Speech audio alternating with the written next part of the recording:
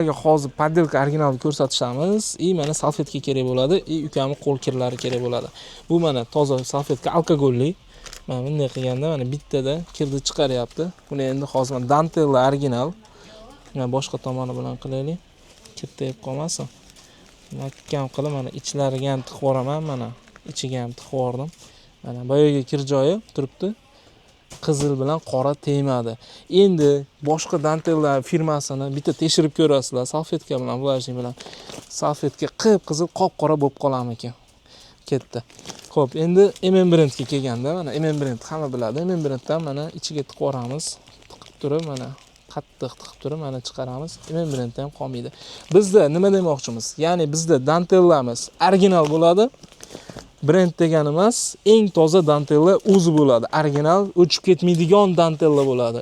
Brenddan o'chib ketmaydigan, dantella ham o'chib ketmaydigan, katushka bo'lmaydigan birinchi sort tovarlar o'zimizda bo'ladi. Mono brend do'konida kelaverasizlar. Endi buni poddelkasi eng qizig'i narxi 5000 so'm, 10000 so'm arzon turadi. Shu eng qiziq joyi o'chib ketadigani ham 5000 so'm, 10000 so'm arzon turadi. Adashib qolmanglar. 10000 so'm uchun qancha sifat yo'qotasizlar. Adashmasdan o'zimizga kelaverasizlar Mono brend do'koniga.